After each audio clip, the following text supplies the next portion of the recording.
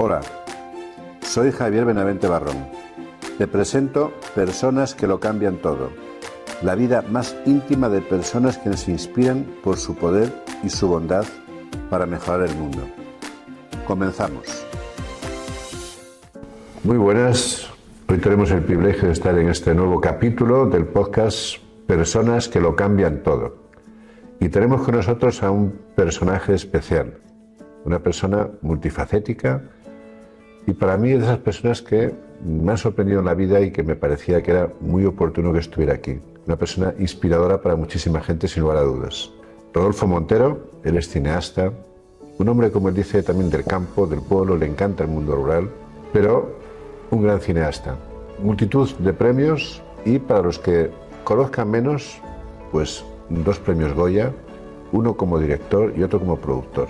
Rodolfo, muy buenas. Muy buenas. Gracias por tus palabras. Son excesivas para mi persona, pero bueno, las acepto con mucho cariño y no sé si soy de las personas que lo cambian todo, ni siquiera sé si quiero cambiarlo todo, pero sí que hay que estar abierto a cambiar cosas y, como decía el filósofo, somos lo que somos por lo que sabemos.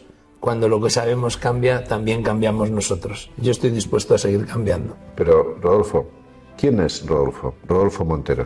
Pues Rodolfo Montero es un tipo normal, libre e igual que todos los ciudadanos, ni más ni menos.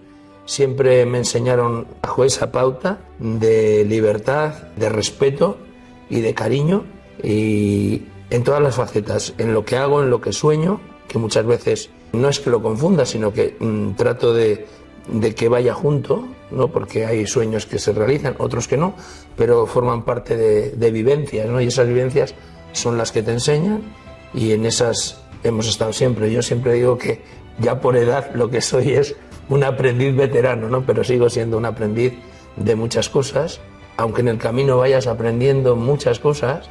Lo que te das cuenta, como Sócrates decía, es que cuanto más aprendes, más sabes lo poco que sabes. Estudiaste sociología, ¿no? Y luego te dedicaste al cine. Sí. Bueno, de hecho, mi relación con el cine es desde bien pequeño, ¿no? Nosotros, como nacimos en un pueblecito muy pequeño del sur de Cantabria, una aldea pequeña, ¿no? Pues pronto, porque fue la época del primer éxodo y gran éxodo rural de aquellos pueblos, pues se cerraron las escuelas y pronto tuvimos que ir todos los hermanos a internos, porque para mis padres lo fundamental, lo que nos podía dar un plus en la vida era una buena educación. Entonces, con su tristeza y con la nuestra, fuimos internos desde muy pequeños. Pero había una cosa, que antes de entrar en el internado, los domingos por la tarde, íbamos a ver una sesión doble de cine. Nos merendábamos un chocolate con churros con los padres y los hermanos y luego ya cada uno al colegio donde estaba, ¿no?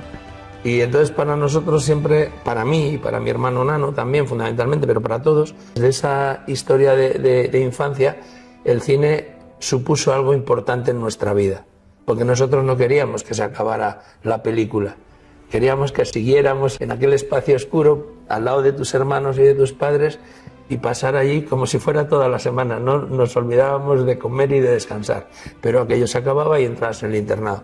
Entonces, cuando tuve una sensación ya de qué era aquello y ya leí en ciertas cosas que era un negocio importante en algunos países del mundo como Estados Unidos y tal, pues empecé a pensar que por qué no dedicarme a esa historia, ¿no? Y tuve la suerte de tener una madre muy generosa y muy cómplice con los sueños, no solo míos, sino de todos los hermanos, y eso me dio alas para decir, ¿por qué no? ¿Y fue tu madre la que te influyó? Sí, mi madre nos influyó, sí, a todos los hermanos en la parte más creativa, porque mi madre era una persona muy creativa y, como siempre he dicho en algunas entrevistas, tuve la suerte de que tuve una madre inventora que inventó la televisión. Y alguna vez me han mirado así como diciendo, bueno, ¿y esto? Pues es que inventó la televisión porque fundamentalmente la televisión que había traído mi padre, comprada en Santander o en Bilbao, no funcionaba, porque ahí en aquel valle entre montañas y con aquellos inviernos tan en la boca del lobo no funcionaba. Y entonces mi madre, con una caja de cartón donde seguramente habría venido un lavavajillas o algo así, pues inventó su propia televisión donde recortó por delante, lo ponía entre dos sillas y allí nos metíamos. El que le gustaba el fútbol hablaba de fútbol, a mi hermana, la que vive en San Francisco, que le gustaba la moda, pues pasaba por allí las señoritas Pepis, a mí que me gustaba la literatura, pues declamaba poemas.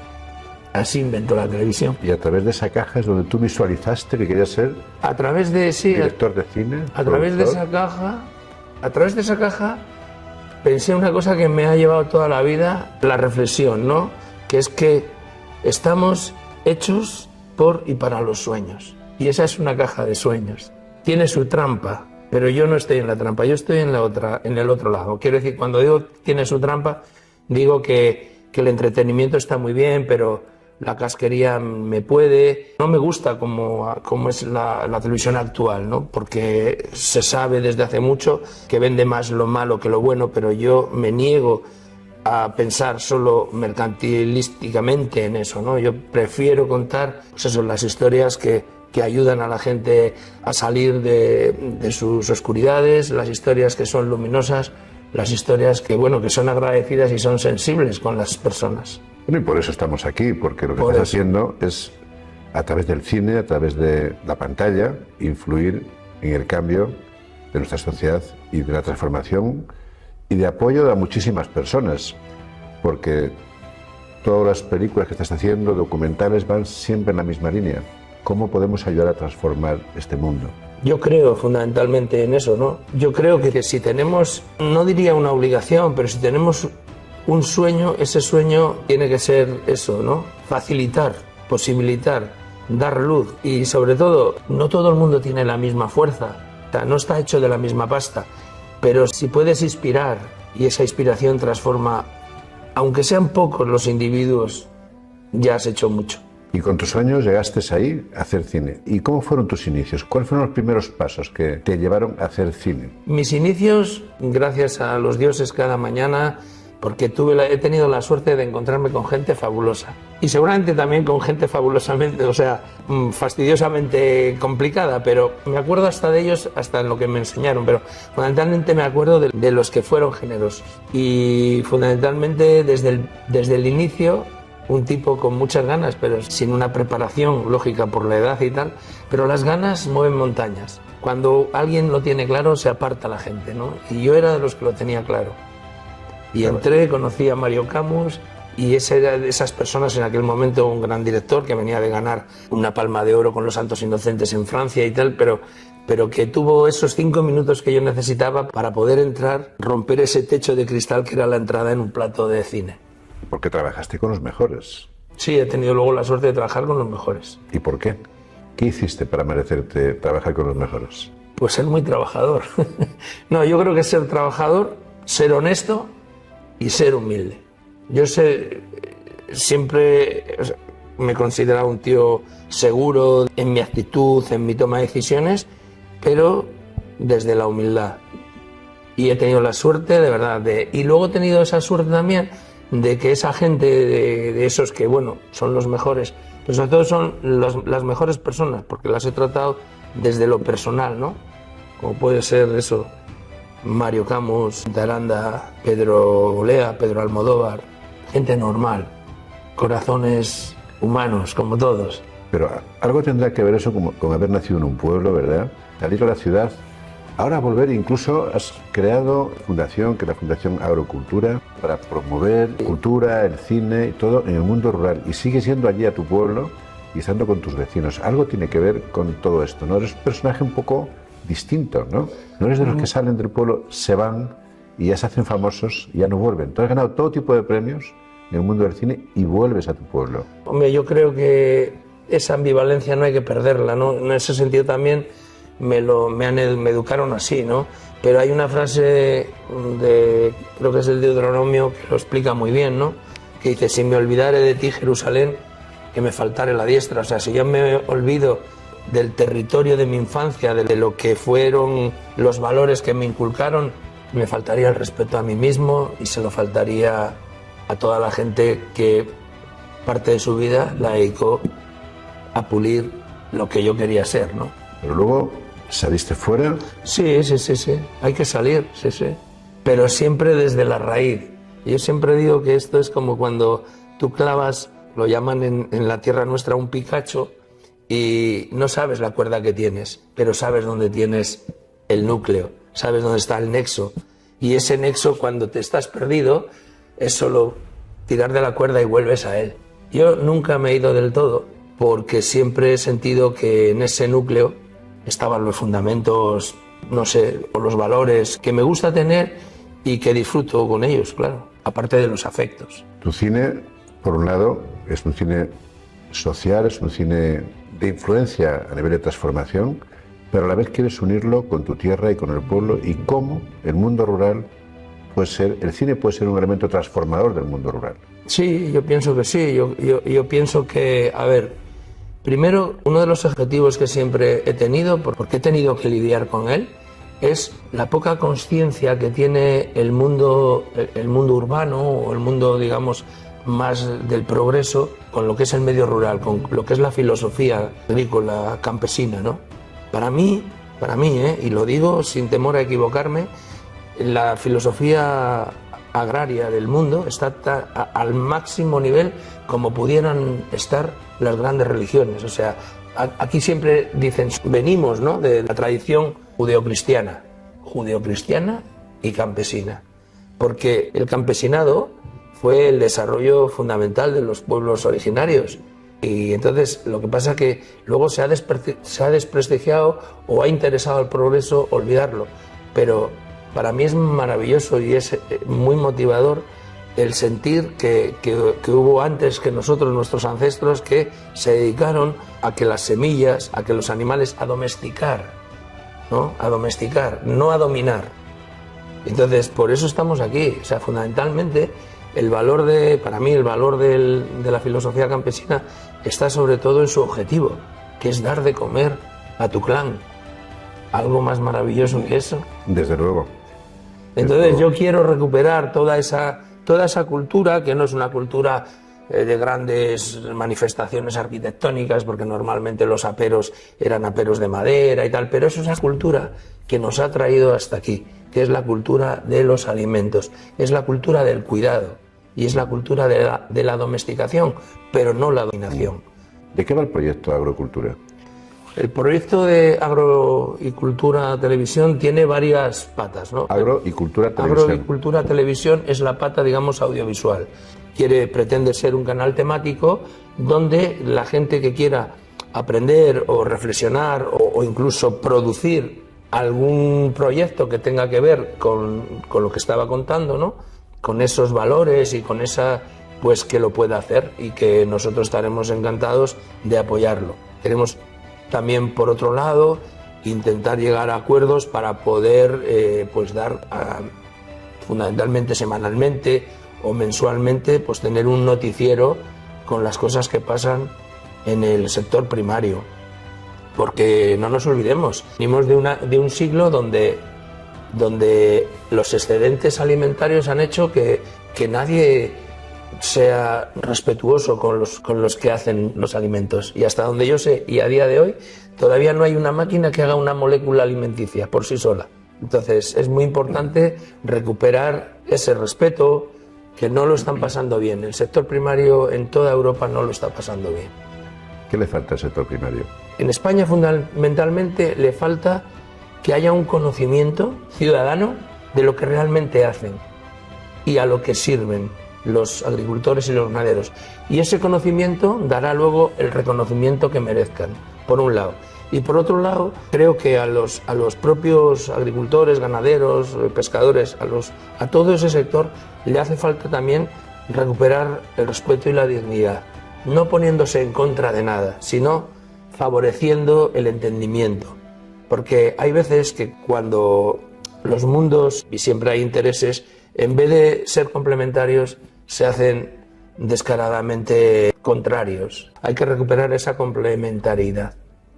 En los últimos premios Goya leímos que querías haber ido a los Goya con un tractor para poner en valor a los agricultores. Sí, porque bueno, ya sabes que hay veces que hay acciones que tienen un trasfondo y que nosotros en nuestro sector, que yo lo respeto y por supuestísimo la libertad primero que todo, Pero claro, si somos capaces de apoyar a los saharauis, que les he apoyado toda mi vida, o apoyar a diferentes sectores de la sociedad que lo merecen y que se pueden apoyar, ¿por qué no a los agricultores y ganaderos de nuestra tierra?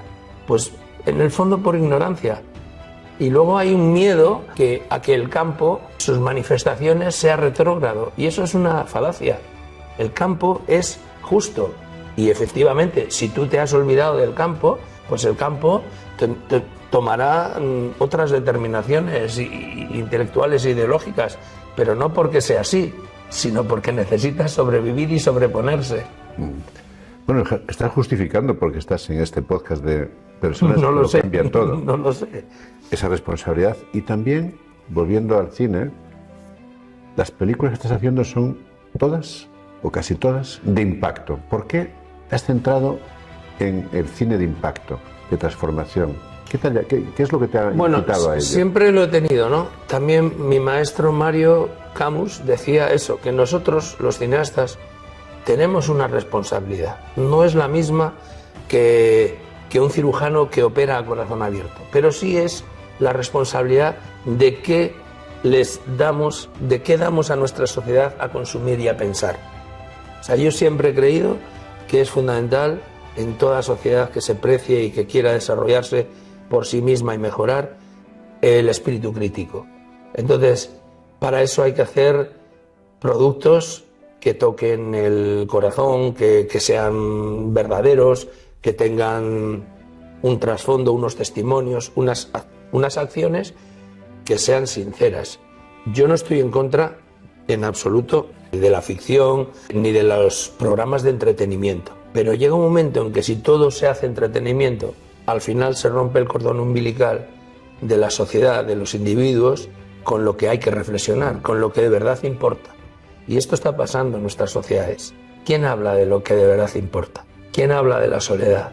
¿Quién habla de las diferencias tan enormes que se producen en nuestra sociedad a nivel cultural, a nivel intelectual? ¿Quién habla?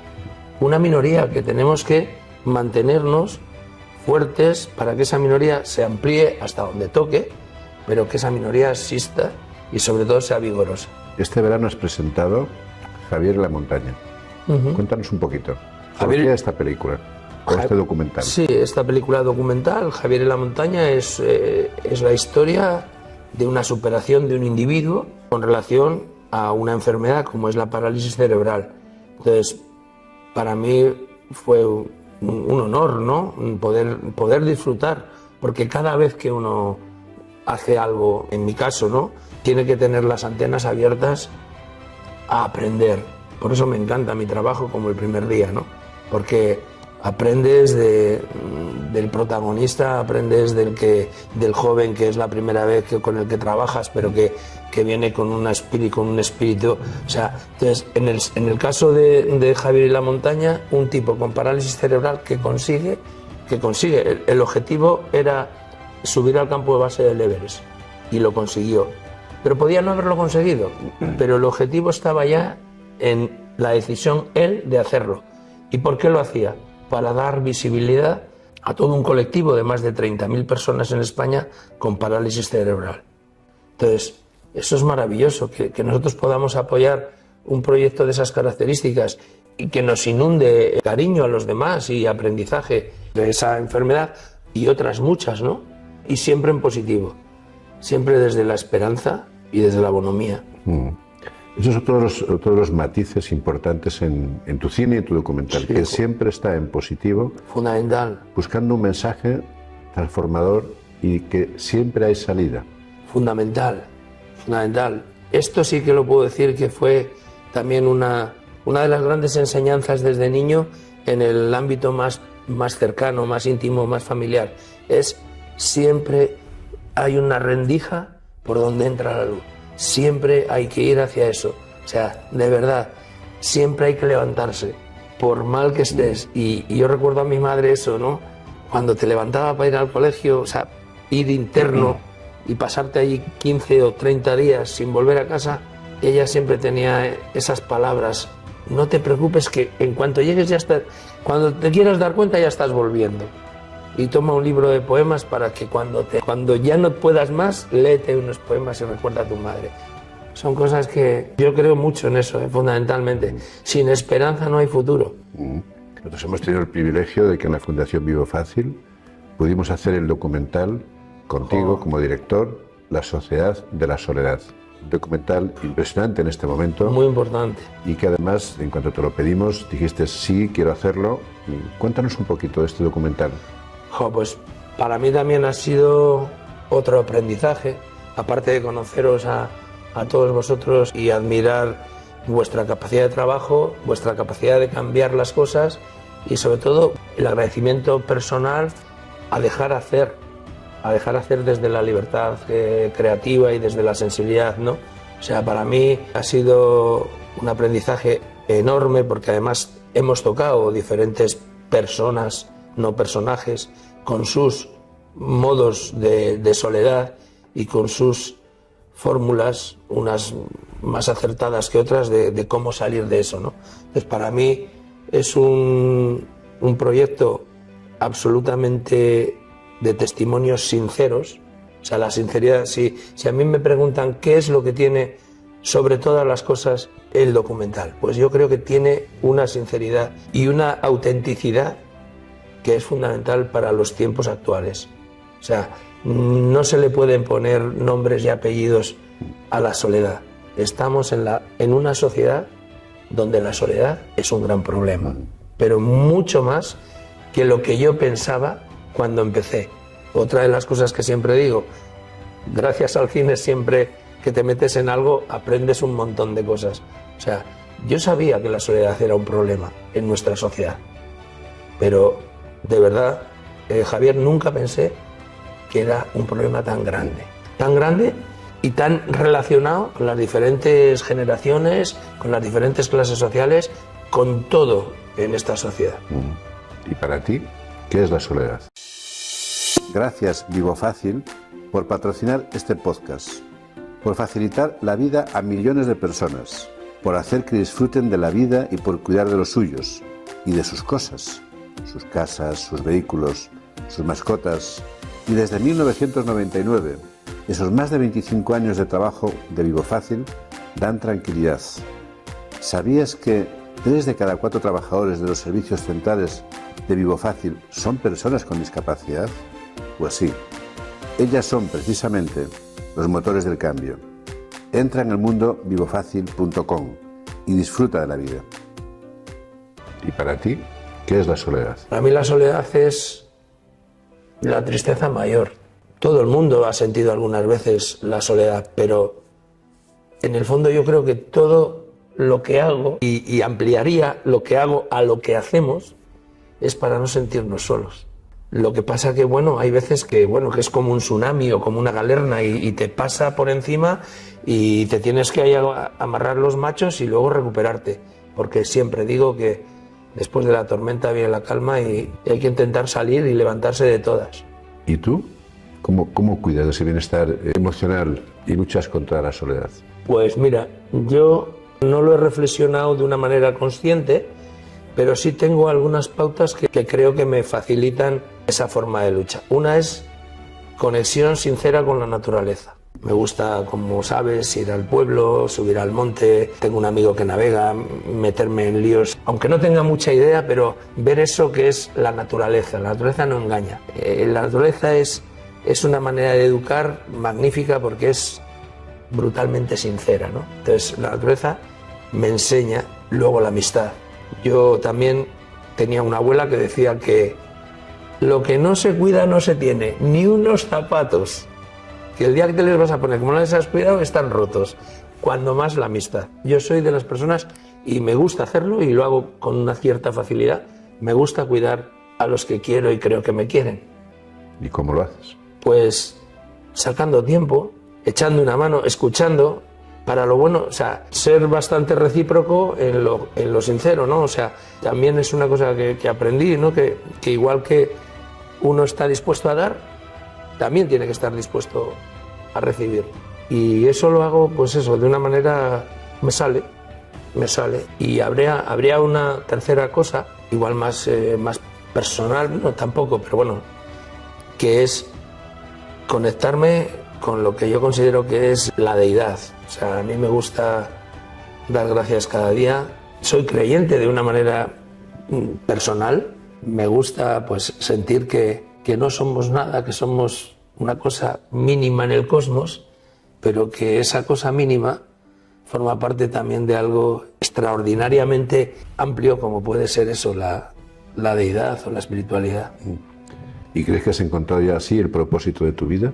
Yo creo que sí, pero como decía la canción, sigue buscando a Moby Dick, ¿no? Hay que seguir buscando, porque todo es mejorable. Pero sí, me considero, y por eso también doy gracias de verdad cada día y de corazón, me considero un hombre con suerte, ¿no? O sea, como decía el proverbio de los faraones, ¿no? Tira un hombre con suerte en mitad del Nilo y aparecerá con un pez en la boca. Pues yo doy gracias porque no sé si con el pez en la boca, pero salir a flote salimos. ¿Qué planes tienes en Paramount Pictures? Pues los planes es seguir haciendo lo que nos gusta, disfrutar de cada movimiento con la pasión de siempre.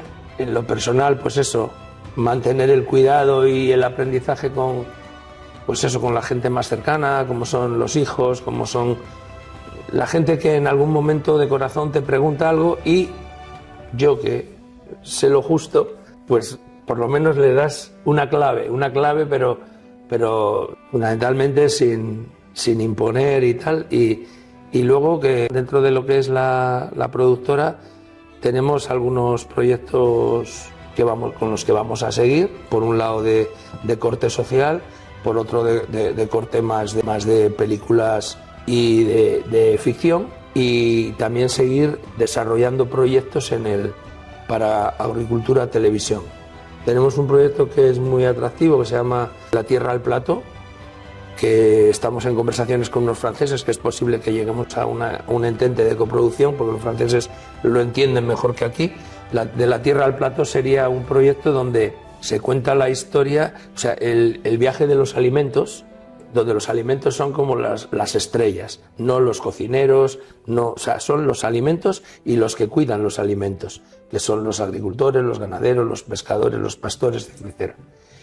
Y luego, siguiendo con ese juego, tenemos otro proyecto que se llama Del Plató a la Tierra, que sería la historia de un tipo que vuelve después de 30 y tantos años y se vuelve a subir al tractor y dice, esto hay que cambiarlo, y ese soy yo. ¿Y qué crees que le falta a la industria del cine documental para poder ayudar más a la transformación social? Bueno, pues te digo lo que te decía antes al principio, lo que le falta es educación. Para hacer una reflexión que nos entienda todo el mundo. Si tú haces un documental hermoso, que les hay, y les viene habiendo desde hace mucho, y le quieres ver, te cuesta verle. Y si quieres casquería, te la ponen a todas horas y en prime time. O sea, ¿por qué? Porque se ha perdido el vínculo con la educación, con la lógica de la crítica. Entonces, esto tenemos que ir cambiándolo poco a poco. Por eso digo que hay que resistir y hay que mantenerse y hay que evolucionar para que esto se vuelva. Por ejemplo, en la transición española éramos jóvenes, pero ya vimos como pues había programas como La Clave, como algunos otros, ¿no? que tenían, no diré yo que iban a hacer millones delante pero había una buena masa de gente que veía ese tipo de productos. Ahora también lo hay, pero tiene que ser muy poco a poco. ¿Por qué? Porque lo que digo yo, que esa sociedad ha perdido el carácter crítico.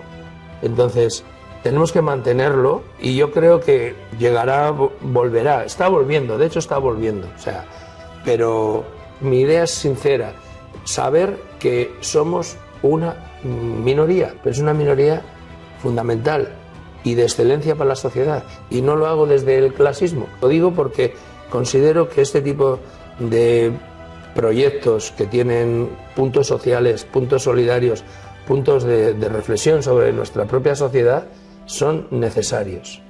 Y dices que es para una minoría, cineastas, porque entiendes que que no es rentable hacer... Yo digo que es más para una minoría de espectadores. De espectadores. Infelizmente. Ya. Y que cuando tú vas a ver una película, o sea, un documental, te cuesta encontrarlo. Y sin embargo, y encima, si lo encuentras, al final, o sea, tienes que pagar un peaje. O sea, es un poco el mundo al revés. Todo el mundo está hablando de que la educación, la cultura para todos, mentira. Lo que es para todos es la casquería. Es ese tipo de programas que yo no puedo con ellos, ¿no? Donde al niño le hacen llorar porque no ha hecho el huevo frito, al otro, o sea, todo el mundo... No, yo con eso lo respeto, pero no puedo, o puedo poco. Y a los jóvenes cineastas que quieren hacer cine o documental social, ¿qué consejos les darías? Pues que sean sinceros con sus proyectos. Hay una gente joven maravillosa, haciendo cosas extraordinarias. Lo que pasa que luego, claro, una cosa es producir, que es verdad que los tiempos han cambiado y la producción se ha democratizado y es más fácil producir, pero luego hay un cuello de botella. Y entonces es una pena porque hay proyectos muy interesantes que acaban en el océano de las grandes compañías, acaban diluidas y casi no lo ve nadie. Pero no, que no pierdan la esperanza, que ese es el camino. Que esto también son ciclos y que yo creo que se ha tocado ya el ciclo de lo fatuo, de lo que no te lleva a ningún sitio, y la gente busca un poco asideros más decorosos o más sensatos o más sensibles, ¿no?, a lo que pasa realmente en nuestra sociedad. ¿Pero es rentable? ¿Pueden vivir de ello? No es fácil, no es fácil. Esto es como todo, hay que hacer más cosas. Hay que hacer más cosas o tener ya una posición donde tú puedes elegir ciertos proyectos o formar parte de ciertos productos. Pero los inicios en nuestro sector nunca han sido fáciles, porque también es verdad que antes cuando yo empecé, había una clase media, productores independientes, etcétera, que ahora lo han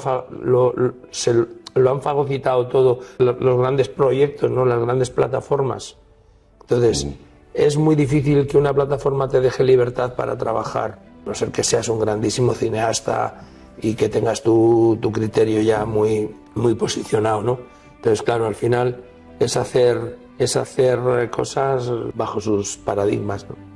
Pero entonces, si el cine social o documental social no es tan interesante económicamente, ¿qué tiene de atractivo para un cineasta hacer cine de transformación social?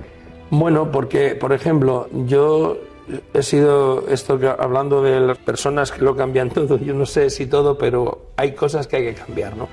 Y una de las cosas que hay que cambiar, y yo estoy desde el inicio en ese cambio, es que hemos pasado de un sistema de educación escrita a un sistema de educación visual. Estamos en el lenguaje más global de la historia del mundo, que es el lenguaje audiovisual. Entonces, ese lenguaje tiene también que servir para educar. Entonces, yo estoy en un proyecto que se llama Platino Educa, soy de los firmantes pioneros, donde es que lo que hacemos tiene que servir para nuestros jóvenes en las universidades, en los institutos, en los centros de día, donde haga falta, porque estos productos son necesarios para la educación. Entonces, en eso estamos, y igual que los gobiernos se gastan miles de millones en la educación, habrá una parte que se lo tienen que gastar en este tipo de productos educativos. ¿Y en el cine español, en qué punto estamos? El cine español siempre ha sido muy creativo. Dicho esto, el cine español siempre ha sido muy beligerante, y eso ha sido también para las élites políticas moneda de cambio. O estás conmigo o estás contra mí, ¿no? Yo siempre cuento que hasta el día de Nochevieja hay que aguantar a alguien de la familia, porque es que porque los del cine, mira, los del cine nos gusta lo que hacemos, trabajamos de sol a sol, o antes del sol y después del sol, ¿no? Entonces, lo que no puede ser es que nos utilicen sesgadamente posiciones ideológicas.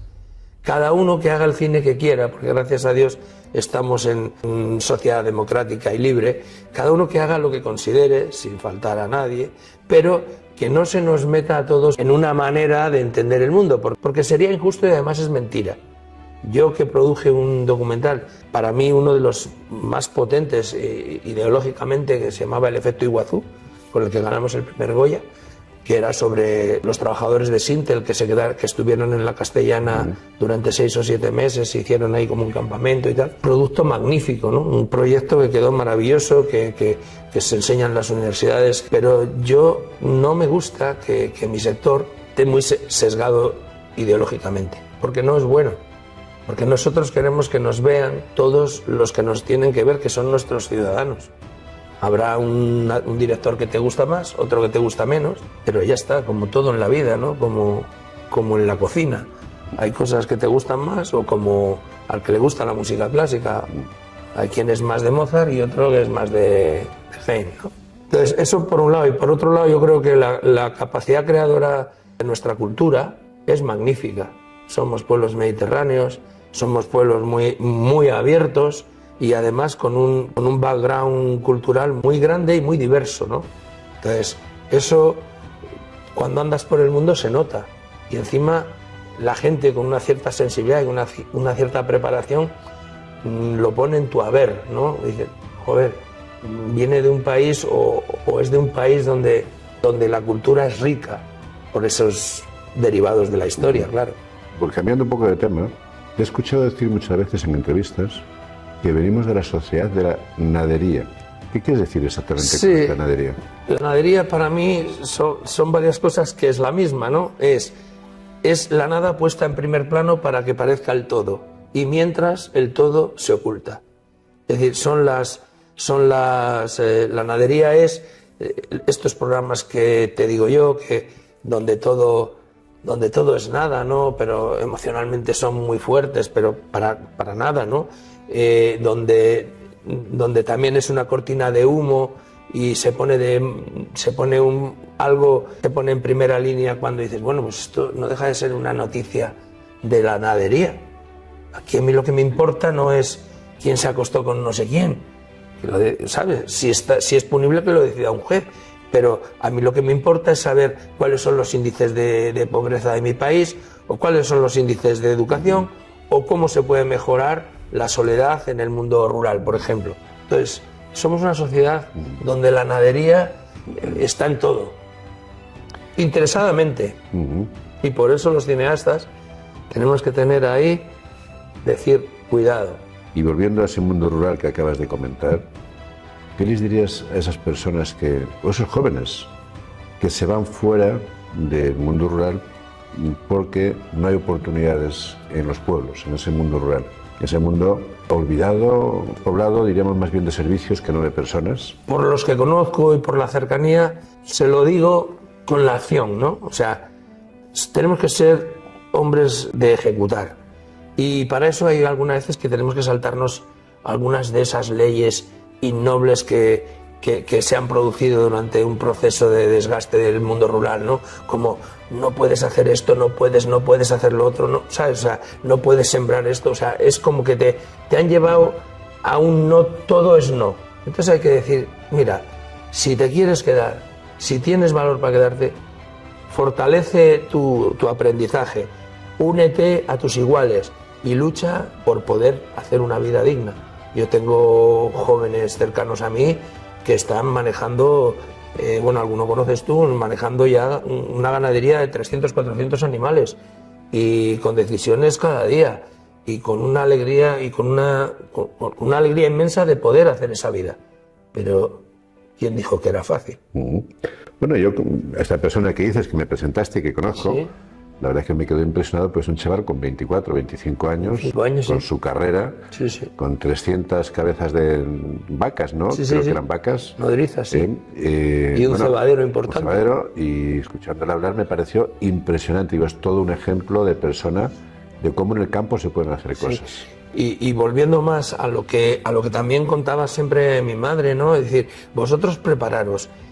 De verdad, que si estáis preparados, no pasa nada donde estéis, y más ahora con los cambios tecnológicos. O sea, la preparación es el fundamento, pero luego poder vivir en el campo, se puede vivir.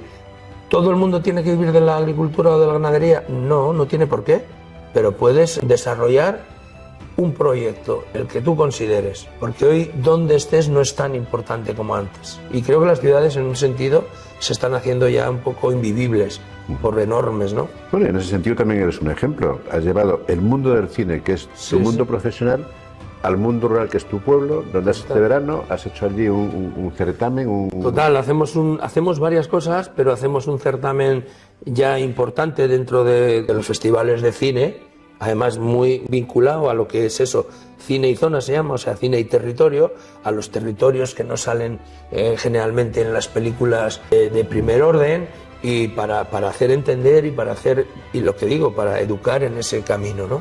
Por otro lado, tenemos un objetivo que es muy ambicioso, pero que creo que vamos a conseguir, que es hacer en ese territorio, porque hay un espacio que está ahora parado en el tiempo, que es una edificación de 6.000 metros, maravilloso, que en su día fueron colonias para niños y jóvenes en el tema medioambiental, pero que se paró en el tiempo porque cuando se cerraron las cajas de ahorros, eso era de la fundación de la Caja de Cantabria, y yo con un pool de gente, te invito también a que participes, queremos llevar ahí una escuela internacional de cine. Eso sería maravilloso. O sea, una escuela internacional de cine a nivel europeo, y que vengan becados los mejores chavales, evidentemente por las empresas, y que puedan estar ahí 1 año o 2 años y mejorar todas sus habilidades en el audiovisual.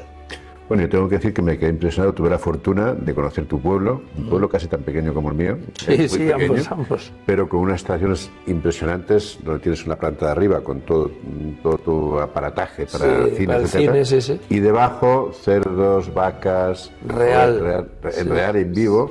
Me quedé impresionado, digo, madre mía, ¿qué es esto? ¿Qué experiencia? Digo, ¿y esto no lo pueden llevar más personas, directores del mundo del cine al mundo rural? Porque esto es una transformación total. Pues mira, esta semana pasada han estado allí unos comisarios europeos, porque después de pelearlo mucho, que me dijeron no 20 veces, conseguí que Europa entendiera que ese proyecto era un proyecto de desarrollo rural a carta cabal, ¿no? Entonces han venido unos inspectores europeos y se han quedado, pero encantados, de verdad. Los más adormilados, los de allí, los del plan de desarrollo de allí, porque les ha venido un poco grande, pero ahora están encantados, ¿no? Y digo esto porque al final son proyectos donde, no sé si todo, pero muchas cosas hay que cambiar. Y en esas estamos, en cambiar muchas cosas, pero para volver a lo que siempre nuestra dicotomía es tradición, pues por un lado mantener las cosas importantes de los valores y tal, y por otro lado innovación.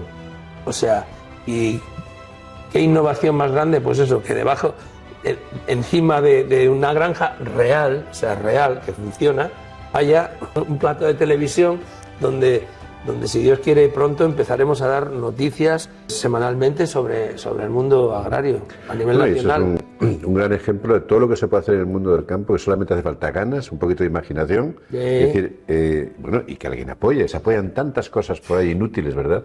Y estas cosas que tampoco llevan tanto y sin embargo son transformadoras al máximo. Son transformadoras. Yo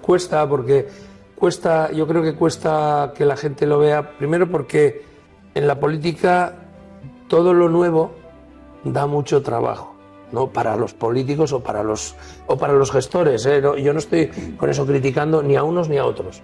Pero cuando tú vas con algo novedoso, de momento lo que uno nota a lo largo de su vida es no, pues es que esto tendría que ser.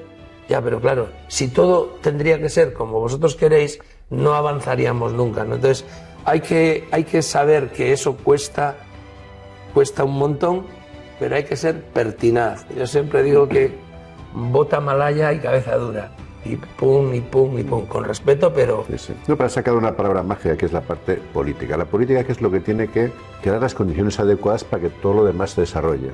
Pero, ¿qué está pasando? Pues me gustaría tener una respuesta, querido Javier, pero está pasando lo peor, que la política se ha convertido en una especie de casta, donde la distancia con la ciudadanía es cada vez mayor, y por lo que te digo, por la nadería esa que nos invade, pues al final nadie se entera de lo que realmente es importante en nuestra sociedad. O sea, por ejemplo, te cuento esto como anécdota, pero como anécdota seria, ¿no? Es decir, resulta que está ahora y después de mucho tiempo y con las exigencias de muchos conjuntos dentro de la sociedad, está la agenda, está el desarrollo, está el rural. Pero de verdad cogido con papel de fumar, porque luego no hay realidad. Lo que yo digo rural real, no hay mundo rural real. Hay no sé qué o sea, cosas que dices, no, mirad, de verdad me parece muy bien que uno tenga en un florero tomates, pero de esos no va a comer todo el año. Entonces, respetad al que tiene 400 vacas, al que tiene una novedad, por ejemplo, a nivel de robótica o consigue que algo nuevo funcione en ese sector. Cuesta un montón. Sí. Rodolfo, ¿y cuáles son tus próximos proyectos? Pues mis próximos ¿A dónde quieres llegar en la vida? ¿A dónde estoy? Aquí y ahora.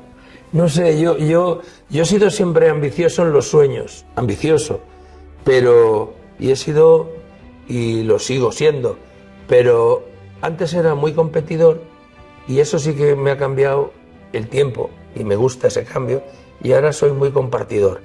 ¿Dónde me gustaría llegar? Me gustaría llegar, no yo, sino lo que yo planteo, llegar a toda la gente que le pueda valer. O sea, que los planteamientos que yo tengo sobre desarrollo rural, sobre cine, sobre libertad, sobre valores, que ojalá les puedan valer a través de mi cine y a través de mis proyectos a la mayor parte de la gente posible. Fundamentalmente porque yo creo en ellos, porque son buenos, porque son sensatos, porque no son beligerantes contra nadie. Y vamos a ir finalizando, solamente con algunas pequeñas preguntas así muy cortas. Vale. Pero para ti, ¿qué significa la palabra muerte? A mí la muerte de niño me daba mucho miedo. El camino de la vida te enseña a entenderla.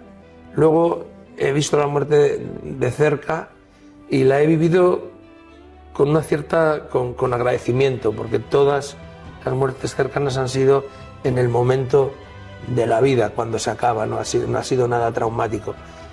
Pero sería sincero si no te dijera que me gusta tanto la vida que la muerte me asusta un poco, todavía. ¿Y la palabra amor? Amor es lo más.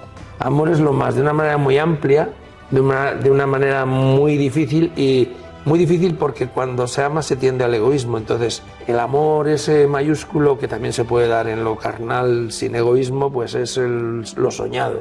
Cuando tienes una edad también te das cuenta que ese amor, pues joder, cuando es recíproco, pues ya estás tocando los clarines de la gloria. ¿Has tenido muchos amores en tu vida? Hemos tenido, sí, ha habido. Lo que sí que puedo decir es que he querido siempre de corazón. Algunas veces con torpezas, evidentemente somos humanos y tal, pero siempre de corazón. Y tengo y guardo un bonito recuerdo y buenos amigos y amigas del amor. Bueno, ya para terminar, si tuvieras que resumir en una frase tu legado, lo que quieras que recuerden de ti en el mundo del cine y la sociedad, ¿cuál sería? Pues que no dejes de buscar, ¿no? Yo soy muy desde niño del general cartaginés, Aníbal, por una frase que leí de pequeño, ¿no? Y esta es mi frase, ¿no? Encontraremos el camino y si no, lo crearemos. Muchas gracias, Rodolfo. Muchísimas gracias. Gracias, Todo un lujo haberte tenido. Gracias a ti. Muchas gracias. Muchas gracias. Esto es todo por hoy. Si te ha gustado, te invitamos a seguirnos, a compartirlo y a dejarnos tu valoración con 5 estrellas. Con tu apoyo podemos llegar a más personas que buscan inspiración para liderar el cambio, para transformar el mundo a mejor. Gracias por formar parte de este movimiento. Recuerda esto, no es la especie más fuerte la que sobrevive, sino la que lo cambia todo. ¿Y tú, cómo quieres contribuir al cambio? Te espero en el siguiente capítulo.